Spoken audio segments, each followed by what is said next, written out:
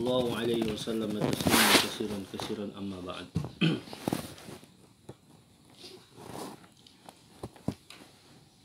وقال الله سبحانه وتعالى والمؤمنون والمؤمنات بعضهم أولياء بعض يأمرون بالمعروف وينهون عن المنكر ويقيمون الصلاة ويؤتون الزكاة ويطيعون الله ورسوله أولئك سيرحمهم الله إن الله عزيز حكيم.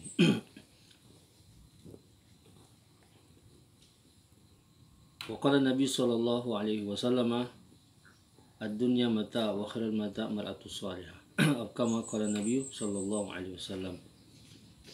Hadirin yang dirahmati oleh Allah Subhanahu wa taala, perkara yang paling penting dalam kehidupan manusia ini adalah perkara iman, perkara hidayah.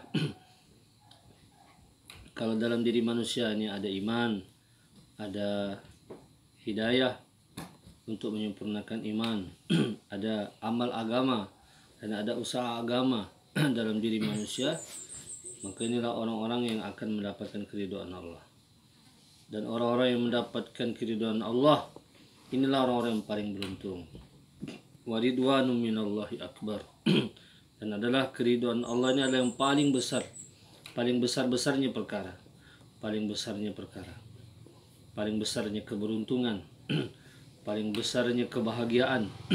Paling besarnya segala-galanya.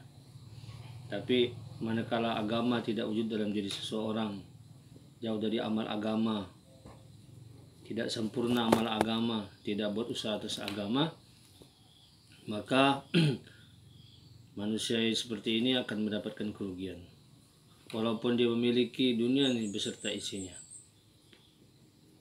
Orang-orang yang beruntung sudah diceritakan oleh Allah dalam Al-Quran.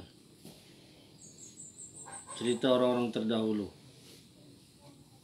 Kita ini tinggal mengikuti saja, tinggal menapak tilas saja. Sudah ada contohnya. Jadi tidak perlu buat jalan yang baru lagi. Sudah ada contohnya. Cerita orang-orang soleh yang ikut kepada nabinya, yang ikut kepada kekasih-kekasih Allah yang sukses, maupun cerita orang-orang yang menentang Allah Subhanahu wa taala, orang-orang yang durhaka kepada Allah. Ini sudah jelas diceritakan oleh Allah dalam Al-Quran. Karena Al-Quran ini bukan cerita dongeng, bukan cerita dongeng untuk menghibur tidur, tidak. Tapi cerita Al-Quran ini adalah cerita nyata. Jadi panutan bagi manusia, baik dia dimanapun dia berada, siapapun dia, kalau dia berpegang kepada perintah Allah, kepada Al-Quran, kepada Sunnah, maka hidupnya akan bahagia. Zalikal kitabul la raiba fi. Al-Quran ini tidak ada keraguan sedikit pun di dalamnya. 100% mi'ah fil mi'ah, 100% kalau orang ini hidupnya mengikuti Al-Quran, petunjuk Rasul, petunjuk Nabi, maka hidupnya akan sukses. Hadirin dirahmati oleh Allah Subhanahu wa taala, Imam Syafi'i rahmatullah alaihi beliau mengatakan, cukup satu surah dalam Al-Quran diturunkan oleh Allah Subhanahu wa taala, tidak diturunkan lagi surat lain, maka sudah cukup. La kafat, maka sudah cukup, sudah mencukupi mewakili surat-surat yang lain. Imam Syafi'i bersumpah demikian. Surat Al-Asr, karena kata para ulama di dalamnya sudah terangkum, sudah mencukupi.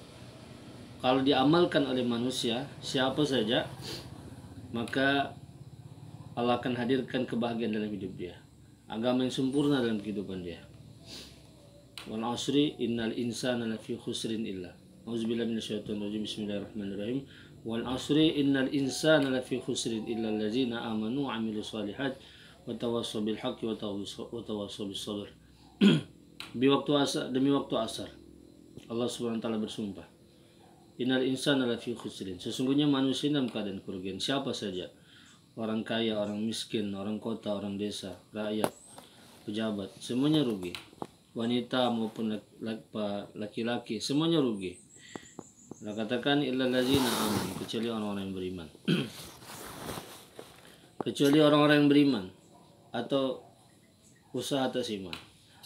Orang-orang yang ada iman dalam hati dia. Kemudian yang kedua, di samping dia beriman, dia juga beramal soleh.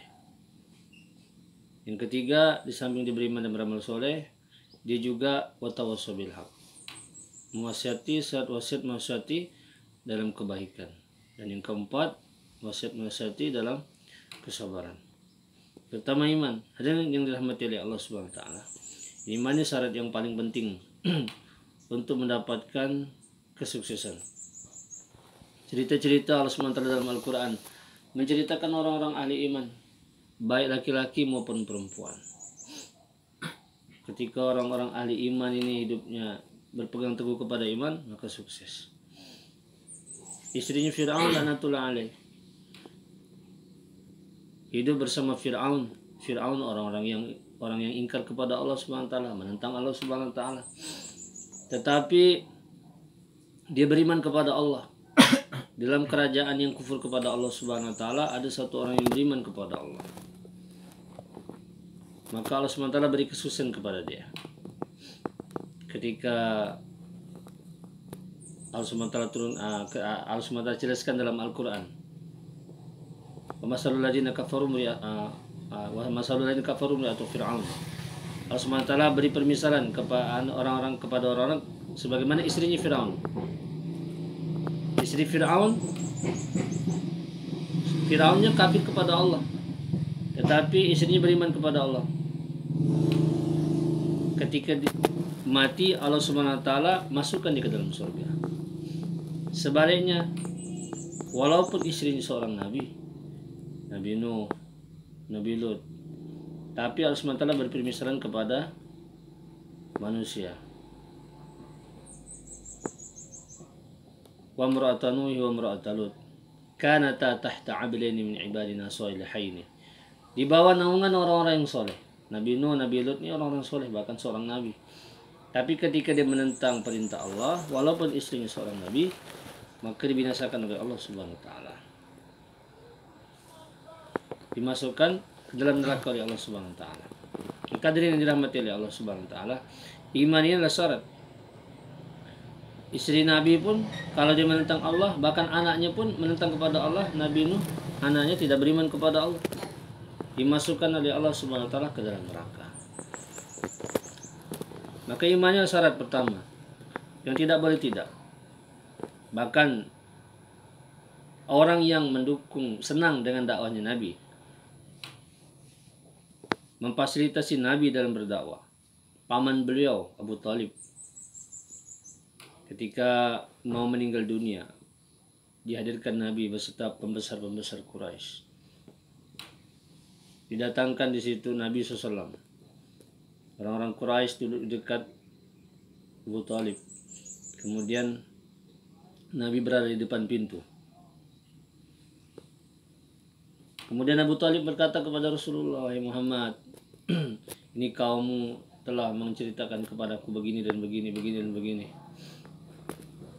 Maka beliau dalam akhir perkataan beliau, sekalipun matahari diletakkan di tangan kananku, kemudian bulan diletakkan di tangan kiriku, aku tidak akan pernah meninggalkan ini kerja agama, walaupun ihdal isnayain, satu aku mati untuk karena agama, atau Islam tersebar. Sekalipun paman Nabi, kalau tanpa ada hidayah iman, maka digolongkan pada orang-orang yang rugi. Maka imannya perkara yang paling penting dalam kehidupan manusia. Jadi syarat. Satu orang bertanya, bagus mana antara orang kafir tapi tidak orang kafir dia berbuat baik, tata cara bicaranya baik, sopan santun, tata krama, tapi dia kufur kepada Allah SWT. Ada satu orang yang dia ini kelihatannya penjahat, jahat, fasik, fajir bahkan, tapi dia beriman kepada Allah. Orang-orang beriman yang masih berbuat fasik ataupun fajir, maka kata para ulama, beliau tidak menjawab lebih baik mana. Beliau mengatakan satu orang masuk dalam satu negara dengan paspor, yang satu orang masuk tanpa paspor. Yang masuk menggunakan paspor, ketika dia masuk dalam satu negara, dia berbuat seenaknya, jadi penjahat di negara itu, merampok, berjudi, menyakiti orang-orang di negeri itu, membunuh orang-orang di negeri itu. Tapi dia datang ke negeri itu dengan menggunakan paspor. Satu lagi ada orang datang, orang kaya, kemudian dia bangun jembatan, dia bangun jalan, bahkan dibangun masjid di negeri itu. Kemudian suatu ketika karena dia tidak membawa paspor, maka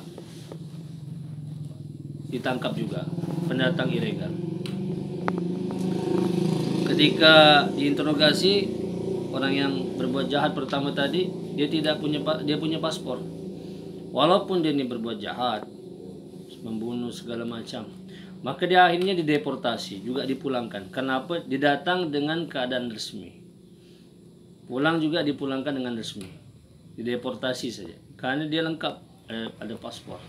Sebaliknya, satu orang tadi yang walaupun nampaknya ini berbuat baik, bangun jembatan, bangun jalan, bahkan bangun masjid, tapi tanpa paspor, maka dia akan ditangkap di negeri itu karena dia datang sebagai penduduk ilegal. Jadi yang dirahmati oleh Allah, orang-orang beriman, dia ingkar kepada Allah, tetapi ada paspor. Nah, dia ada iman dalam hatinya, suatu saat kata para ulama, dia akan dimasukkan dalam surganya oleh Allah Subhanahu wa taala. Sebaliknya orang kafir tadi, yang dalam pandangan zahir manusia nampaknya dia berbuat baik sama manusia, ramah tamah, dia memberi makanan, memberi ini pakaian segala macam, bahkan dia membantu orang-orang yang kena musibah sosial.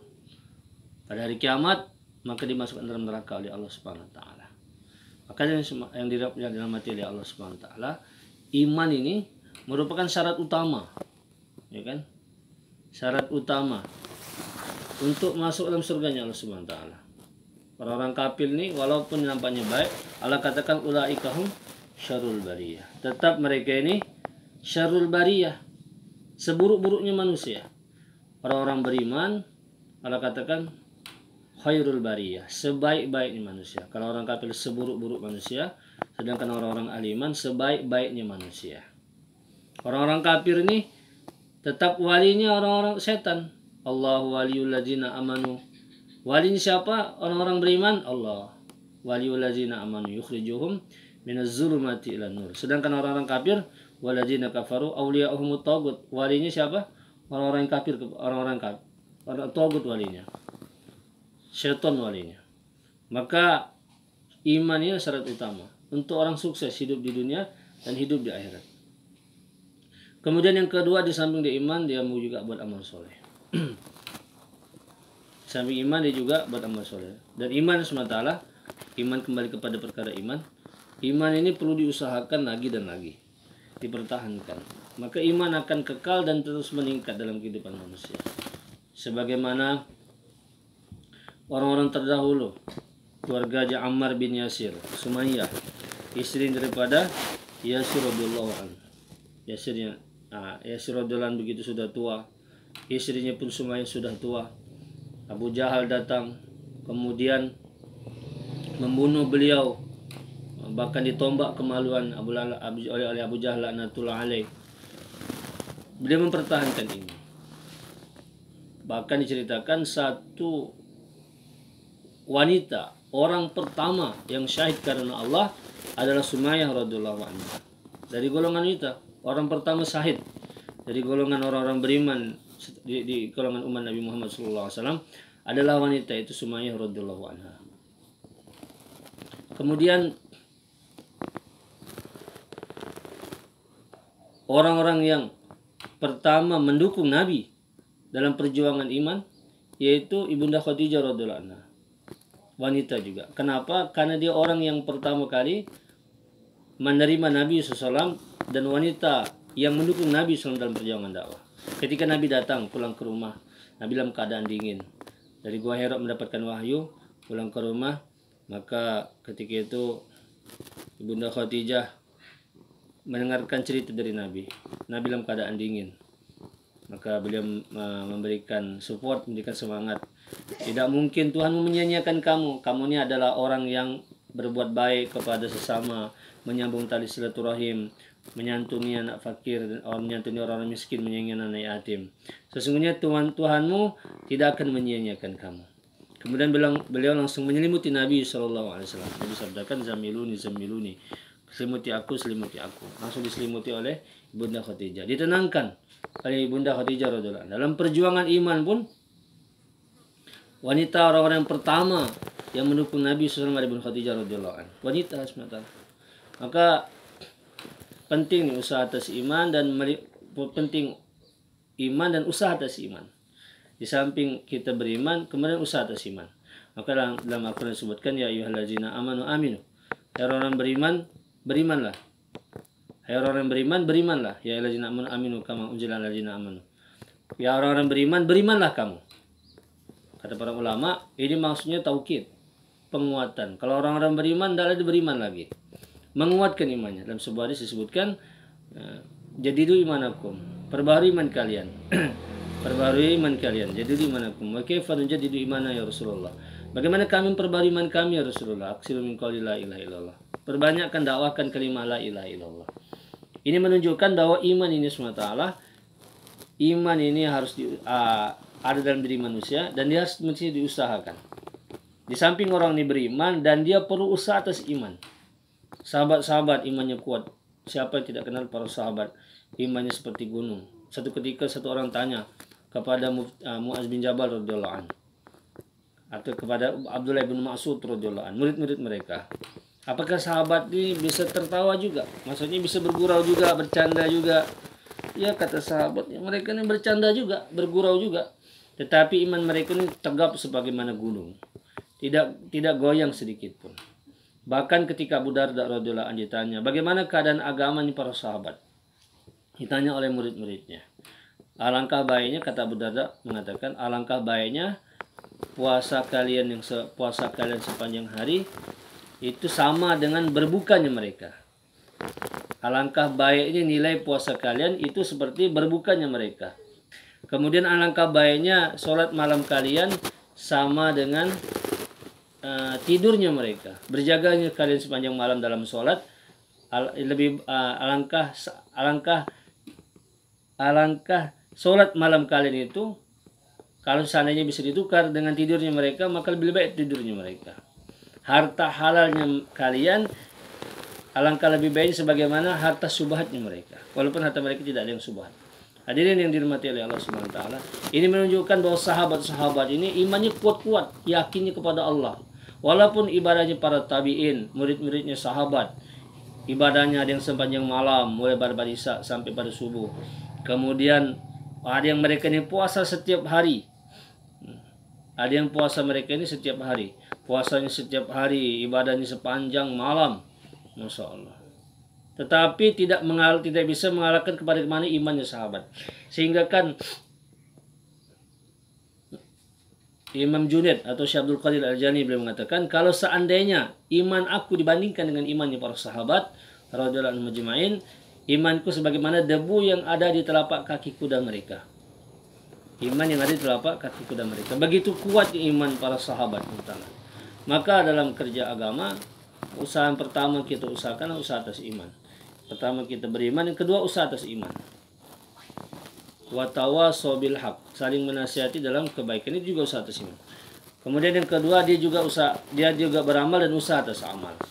Ada namanya amal, kemudian usaha atas amal. Ada hari ini orang beramal tapi amalnya tidak ada peningkatan dari segi kualitas maupun kuantitas. Orang-orang ahli amal, di samping dia beramal, dia juga meningkatkan usaha untuk meningkatkan kualitas dan kuantitas amalnya. Ada hari ini orang beramal tapi dia tidak tahu sahkah, tidakkah, batalkah, ini bolehkah atau tidak, mana yang rukun, mana yang bukan rukun, mana yang wajib, yang fardu, atau mana yang sunnah. Orang-orang ahli amal, di samping dia beramal, dia juga meningkatkan amal dia. Amalnya dia beramal, ya kan? Kemudian dia usaha untuk meningkatkan amal dia. Kalau hari ini, tahun ini, atau bulan ini kita sholat duha 2 rakaat, maka target bulan depan atau tahun depan kita sholat duhanya 4 rakaat. Orang-orang ahli amal senantiasa meningkatkan amal dia. Barang siapa yang hari ini sama dengan hari kemarin, maka dia tergolong orang-orang yang merugi. Barang siapa yang hari ini lebih buruk daripada kemarin, maka dia termasuk orang-orang yang mendapatkan murka Allah Subhanahu wa taala. Barang siapa yang hari ini lebih baik daripada yang hari kemarin, maka dia sungguh orang yang beruntung. Orang-orang beriman senantiasa meningkatkan amal dia. Nabi SAW kalau hari-hari biasa, dia biasa sholat berpuasa, sholat seperti biasa. Tapi kalau bulan Ramadan, maka Nabi akan meningkatkan amalnya. Semakin lama disebutkan, beliau akan semakin mengencangkan ikat pinggang, cancut tali wondo, mengencangkan ikat pinggang untuk semakin meningkatkan amalnya. Ini maksudnya amal, orang-orang yang beramal. Orang-orang amal ini di samping dibuat amal, dan dia berpikir dan berusaha supaya amalnya semakin baik dari segi kuantitas maupun segi kualitas. Kalau zikirnya biasanya kuantitasnya biasanya 300 berubah menjadi 400, 500. Kalau biasanya kurang khusyuk, ditingkatkan menjadi khusyuk. Sehingga Allah Subhanahu wa taala semakin hari dia buat amal semakin mendekat kepada Allah Subhanahu wa taala.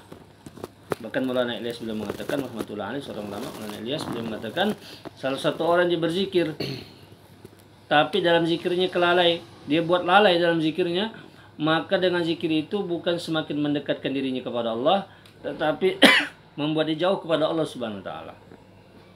Kalau kita kiaskan dengan perintah sholat, satu orang datang kepada Rasulullah, ya kan? Dia sholat, tetapi sholatnya tidak mencegah daripada perbuatan keji dan mungkar. Ada orang sholat, sholatnya bisa mencegah dia daripada perbuatan keji dan mungkar. Ada satu orang sholat, tapi tidak bisa mencegah dia daripada perbuatan keji dan mungkar. Maka sholat ini tidak mendekatkan dirinya kepada Allah. Sholatnya malah semakin menjauhkan dirinya kepada Allah Subhanahu wa taala. Dia buat sholat juga, buat amal juga, tapi dengan amalnya menjauhkan diri dia malah kepada Allah Subhanahu wa taala. Ya kan? Harusnya dengan amal dia itu mendekatkan dirinya kepada Allah. Man isdada ilman lam yazdad huda wa lam yazdad minallahi illa bu'da. Barang siapa bertambah ilmu, tidak bertambah amal, tidak bertambah dekat kepada Allah. Wa lam yazdad huda wa lam yazdad minallahi illa bu'da. Tidak bertambah dekat kepada Allah kecuali tambah jauh kepada Allah Subhanahu wa taala. Maka orang-orang yang beriman dan orang-orang yang beriman dikenal usaha atas iman. Kemudian orang-orang beramal diusaha atas amalnya, bagaimana amalnya pun meningkat juga. Dia orang yang beramal dan memikirkan bagaimana amal semakin hari semakin baik, berkualitas di sisi Allah Subhanahu wa taala. Awal seperti salat, awal yuhasabu bil abdi yaumil qiyamati salat. Yang pertama kali dihisab pada hari kiamat adalah salat. Kalau salatnya baik, maka baik seluruh amal dia. Tapi kalau buruk salatnya, maka akan buruklah seluruh amalnya. Kalau salatnya baik, maka akan menjadi baik seluruh amalnya. Kata para ulama, ini salat yang senantiasa ditingkatkan kualitas salatnya. Ada orang setelah sholat, ba'da minas sholah, setelah dia mengerjakan sholat, tidak mendapatkan pahala kecuali daripada 1/10, ya kan, 1/9, ya kan, tusu'aha, sumunuha, ya kan, subu'aha, sudusuha, ya, khumusuha, rubu'aha, sulusuha, nisfuha. Kecuali 1/9, 1/8, 1/7, 1/6, 1/5, 1/4, 1/3 atau separuhnya. Kata para ulama, maksudnya apa? Ada orang dibuat amal tetapi dapat sekian persen saja dari amalnya, tidak sepenuhnya. Bahkan ada orang mendapatkan dalam buat amal tidak mendapatkan apa-apa kecuali letih dan kantuk saja. Ada orang berpuasa tidak mendapatkan apa-apa dari puasanya kecuali lapar dan haus. Ada juga orang yang sholat tidak mendapatkan apa-apa dari sholat malamnya kecuali letih dan kantuk. Maka orang-orang yang beramal ini hendaklah dia senantiasa memikirkan amalnya bagaimana semakin meningkat di sisi Allah Subhanahu wa taala. Dia beriman, dia beramal. Kemudian yang ketiga, dia saling berwasiat. Tawaso, musyarakah bainal isnain. Saling apa? Saling menasihati. Dia asal kata wasiat. Berwasiat. Satu orang kalau dia berwasiat, maka biasanya dia hendak meninggal dunia, dia kena dibahasakan dengan wasiat.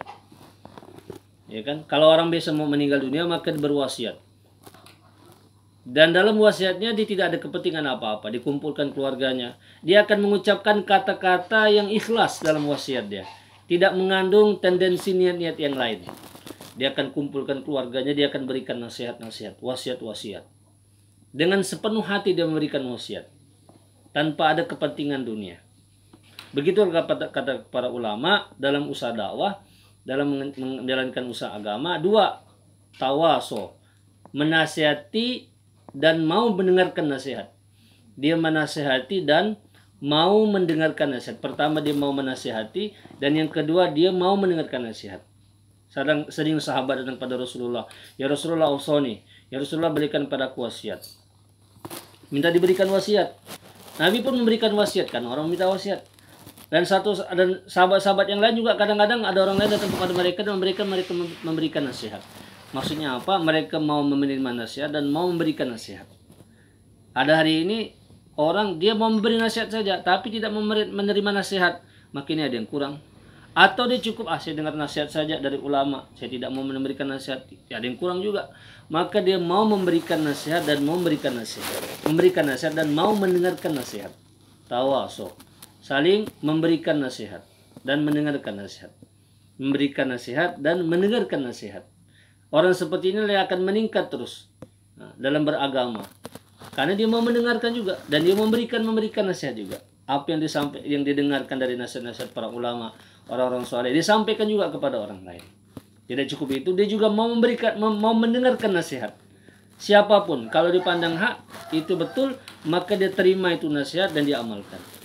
Orang-orang terdahulu, dia tahu Imam Malik rahmatullah alaih, ketika datang surat dari murid-murid beliau ini biasa bergaul dengan para pembesar-pembesar kerajaan raja ketika itu. Beliau hidup dengan kemewahan. Maka kirim surat, wahai Syekh, Anda seorang ulama, tapi Anda bergelimang dengan harta. Maka beliau mengatakan, membalas dengan ayat Qul man harrama zinatallahi allati akhraja min ibadi, sampai selesai. Tetapi beliau tetap mengatakan, tetap lebih baik meninggalkan itu semua walaupun semua dihalalkan oleh Allah Subhanahu wa taala. Inilah ulama, walaupun taraf mereka, iman mereka sudah kuat, iman mereka sudah dekat dengan Allah, tetapi mereka tetap mau menerima nasihat. Hadirin yang dirahmati oleh Allah SWT. Begitu juga hari ini, semua kita lakukan nasihat yang memberi nasihat, semua semata-mata karena Allah SWT. Kita memberikan nasihat tidak ada karena lain-lain, bukan karena kepentingan lain, atau kita juga menerima nasihat tidak ada karena yang lain.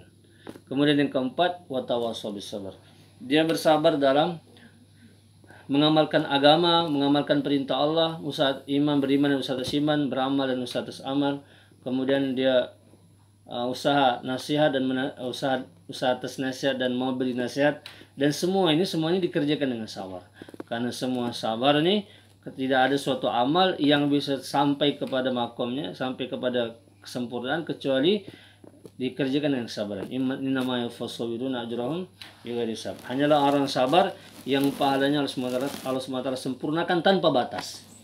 Maka kerja agama ini, apapun usaha yang kita buat, semuanya karena sabar. Semuanya resepnya adalah sabar. Nabi SAW dalam perjuangan agama penuh dengan kesabaran. Orang yang paling sabar dalam menghadapi perjuangan agama adalah Nabi SAW. Orang yang paling asyadul anbiya, asyadul bala alal anbiya, sumal amsal fal amsal. Sungguhnya yang paling berat ujian, asyadul bala, yang paling berat ujian di antara manusia adalah anbiya. Sumal amsal fal amsal. Kemudian orang setelahnya. Yang paling berat, yang paling mendapatkan kesusahan dalam perjuangan agama adalah Nabi SAW. Para Nabi, Rasulullah, ini orang paling, kemudian orang mendekatinya. Maka kita kena sabar. Tidak ada rumus dalam perjuangan ini tanpa ada kesabaran. Jangankan untuk perkara agama, perkara dunia pun yang hari ini diperjuangkan oleh orang-orang kebanyakan siang malam, dari timur ke barat, dari barat ke timur, utara ke selatan, selatan ke utara, bahkan kaki jadi kepala, kepala jadi kaki yang diperjuangkan oleh hari ini kebanyakan manusia, itu pun butuh kesabaran. Sebagaimana pencuri dia didapat oleh polisi, dipukuli, digebuk, dia pun bersabar juga, sabar dalam kesalahan. Hadirin dirahmati oleh Allah, apalagi kalau kita berkesabaran dalam kebenaran. Tidak ada kesabaran yang kita buat kecuali semuanya dinilai pahala oleh Allah Subhanahu wa taala. Dalam kerja agama tidak cukup sekedar kita memberikan tidak sampai kita sempurna iman kita, sampai makom kesempurnaan pengorbanan, kecuali Allah Subhanahu wa taala akan berikan ujian-ujian kesabaran dalam perjuangan agama. Sebagaimana sahabat dan sahabiah, mereka semuanya berjuang untuk agama Allah Subhanahu wa taala, semuanya diuji oleh Allah Subhanahu wa taala. Istri-istri Nabi, sahabat-sahabat yang lain, semuanya mendapatkan ujian dalam, bahkan kesedihan mereka, ada diceritakan yang mana susahnya hidup mereka ini, ada anak-anak mereka yang lapar, saking lapar dalam perjuangan agama sampai wafat, meninggal dalam pangkuan ibunya sendiri karena keringnya air susu ibunya sehingga mati dalam pangkuan ibunya. Begitu menderita hidup mereka, susah. Fatimah radhiyallahu anha, dalam hadis sahabat diceritakan, Aisyah istri-istri Nabi, Ahlul Bait, keluarga-keluarga Nabi SAW, diceritakan dalam hadis sahabat itu, kami ini tidak makan apa-apa. Suatu ketika datang seorang kepada Aisyah, keponakannya datang bertanya, bagaimana kehidupan kalian di zaman Nabi SAW bersama Nabi? Pernah kami dikatakan tidak makan selama 3 hilal, summa al-hilal, summa hilal, summa hilal, sampai 3 hilal. Dalam riwayatin, dalam satu riwayat 40 hari tidak makan apa-apa kecuali aswadain, kecuali 2 yang hitam. Apa itu aswadain? Tamrun wal ma, tamar dan air. Begitu susah penderitaan mereka, jadi yang dirahmati oleh Allah SWT dalam perjuangan agama, sehingga hari ini agama sampai ke dalam kehidupan kita, sehingga banyak hari ini orang-orang Islam yang anaknya jadi hafiz Quran, jadi alim ulama, kemudian orang-orang yang paham agama, orang-orang yang mengerjakan sholat, orang-orang yang berzikir kepada Allah, orang-orang yang bisa membaca Al-Quran, orang-orang yang menghafal hadis-hadis. Semua ini atas pengorbanan mereka. Maka dia yang dirahmati oleh Allah SWT, kita ini orang yang lemah, tidak punya apa-apa, tidak ada kekuatan apa-apa, bahkan kita ini orang yang banyak kelemahan dan dosa. Maka kita belajar mau menapak jelas kehidupan mereka, kita buat pengorbanan mereka, kita keluar jalan Allah SWT untuk